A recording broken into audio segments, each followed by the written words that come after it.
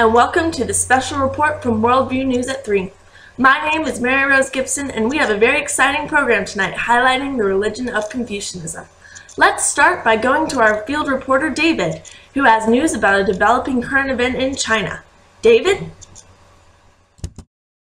Thanks, Mary Rose. Today I'm here with you all live in China with Worldview News to tell you about a serious issue surrounding China. This is none other than their one-child policy. It states that every family in China can only have one child, and it is illegal to have another even if yours dies. If you get pregnant after your first child, you must abort it, and this has made China the country with the most abortions in history.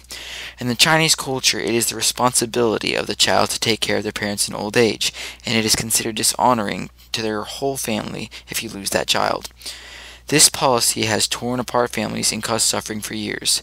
The purpose of this policy is to prevent overpopulation. They feared that if everyone has too many children that they will run out of space and money to adequately provide for everyone. Policies like this seem to heavily rely on the religions in that part of the world, namely Confucianism. We will now go back to Mary Rose at CNN to tell us more about Confucianism and the effects it has on this culture. Thank you, David. Our Eastern religions expert, Anna Scott, is now joining us via live audio feed to tell us more about Confucianism's view of humanity. Anna Scott? Thanks, Mary Rose. Confucianism was founded around 500 BC by an ancient philosopher named Confucius. It was composed of a set of political and moral doctrines with the teachings of Confucius at its basis, but later other teachings were added as well. The main focus of this philosophy is balance, such as the concept of the yin and yang symbol, but it also focuses on issues relating to the family, morals, the role of the good ruler, filial piety, and ancestor worship. The followers of this belief have an interesting view on humanity. Humans are thought to be basically good. Confucianism says that sin is only what is a conscious violation, thus man is able to perfect himself and is therefore his own savior. This essentially deifies humanity and creates a humanistic philosophy. Humans are seen as having equal potential, so despite strict class structures, men are educable to be a saint. Even though all men have the same original potential, humans differ in their cultivated potential. Men who are educated are more valuable than men who are not. What makes all men at least minutely valuable, though, is the concept of gen, which is benevolence shown to one another. It is seen as their purpose for living, and they would die to protect it.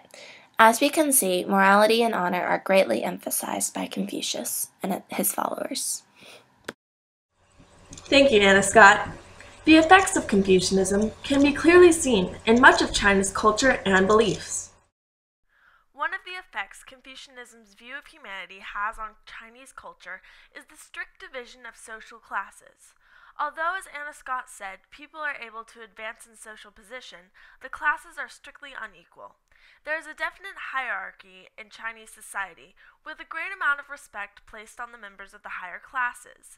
This reverence for age and authority often results in citizens being afraid of the government.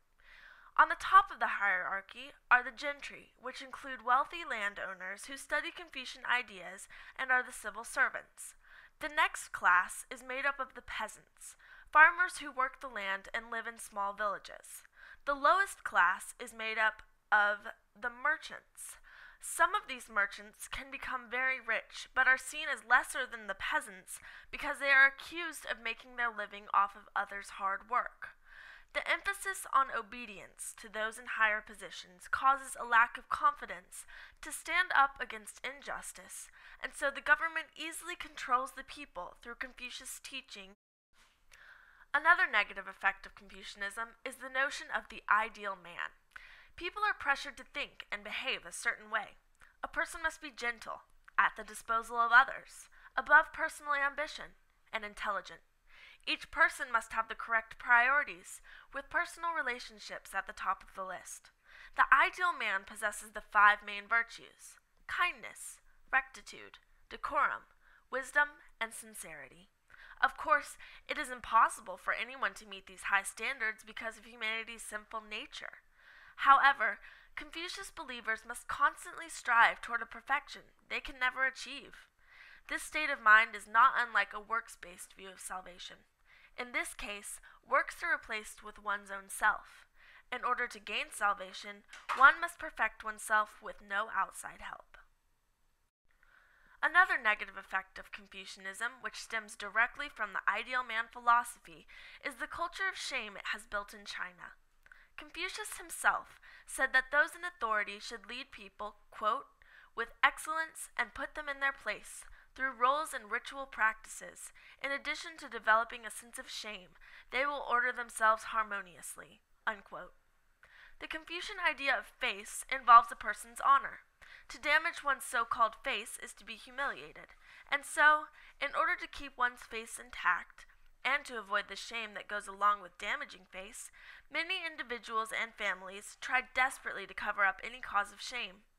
People are constantly worried about their outward appearance, and therefore, all of China has an unhealthy habit of covering wrongdoings up and even denying that they happened. The press keeps government mishaps and injustices from the people, all for the sake of fate. China's one-child policy is a clear reflection of Confucian beliefs. People are compelled to obey this law in order to keep sacred the social hierarchy and to obey those in charge. In order to be like the ideal man, people must stay quiet and not make a stir or challenge authorities. People are expected to comply to the law in order to save face and avoid shame. Confucian beliefs result in a reluctance to challenge injustices and fight against corrupt laws. Until the Chinese people hear of the hopeful alternative of Christianity and turn away from Confucianism's faulty view of humanity, monstrous laws such as the one-child policy will continue to exist. This has been a special report from Worldview News at 3. I'm Mary Rose Gibson. Thank you and good night.